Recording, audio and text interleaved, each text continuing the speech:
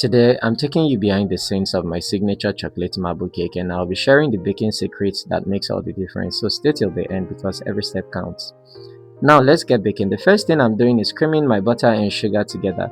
This might look like a simple mixing step, but it's honestly one of the most important parts of making a soft, fluffy cake. Creaming butter and sugar isn't just about combining two ingredients. As the mixer works, tiny air pockets are trapped inside the butter. Those little pockets of air are what help give your cake a light, tender crumb instead of a heavy, dense texture. The next ingredient I'll be adding to this is the vanilla extract. Vanilla might seem like a small ingredient, but trust me, it makes a huge difference. It enhances every other flavor in the cake. So now, the eggs. I always add the eggs gradually so they mix in properly without causing the batter to separate. It takes a little more time, but the result is always worth it. Have you ever wondered why eggs is so important in cakes? Eggs do so much more than you might think. They add structure, meaning they help the cake hold its shape. They also provide moisture, richness, color, and even help trap more air, making the cake softer. Think of egg as the ingredient that brings everything together. Next comes another steps that many beginners overlook, adding the flour.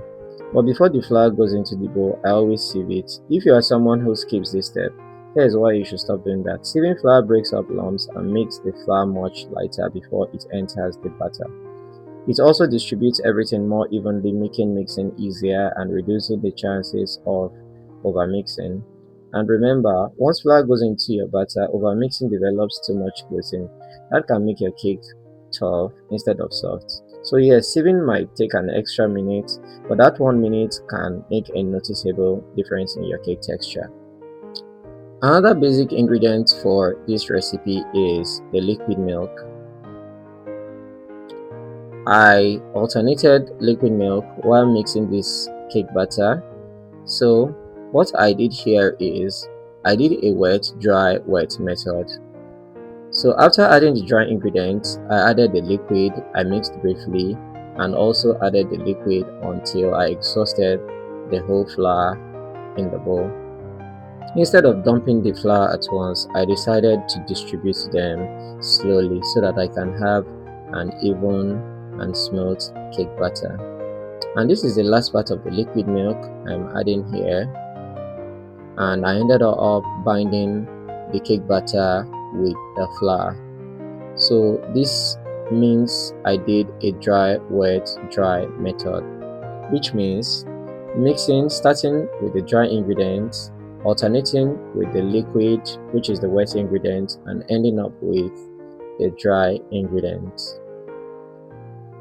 Don't forget to swipe the side of the bowl just in case the flour particles sitting at the bottom of the bowl.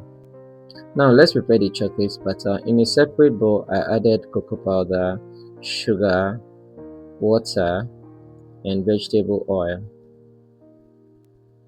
I mixed this thoroughly until I got a very liquidy chocolate texture. Next, I divide my vanilla butter into 3 equal parts. I'll be using 1/3 to make the chocolate batter. Here's another little trick to prevent overmixing. Instead of pouring the chocolate mixture directly into the batter, I first take a small portion of that 1/3 of the batter and mix it thoroughly with the chocolate mix. Once it's fully combined, I gently fold in back into the remaining batter. So this is a simple steps that help keeps the batter light and fluffy. So I continued mixing here until everything is fully combined. And now for the favorite part, the marble effects. This is honestly the part everyone loves watching. I carefully alternate the vanilla and chocolate batter into the cake pan. Doing this helps distribute both batters evenly while preserving those beautiful marble patterns. Then I gently tap the cake pan on the table to help the batter settle evenly and remove any trapped air bubbles. Here's another little tip. If you decide to swirl the batter with a skewer, don't overdo it. Too much swirling blends everything into one color and you lose those beautiful marble patterns. Just a few gentle swirl are enough to create those elegant chocolate ribbons running through the cake. One of the things I love most about marble cake is that every single one is unique. No cake ever comes out exactly the same. I baked this chocolate marble cake for 1 hour, and there it is, my signature chocolate marble cake.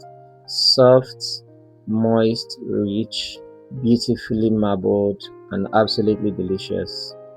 I hope today's video didn't just show you how to make this cake but also helped you understand why each step matters, because baking isn't just about following a recipe, it's about understanding the science behind every ingredient and every technique.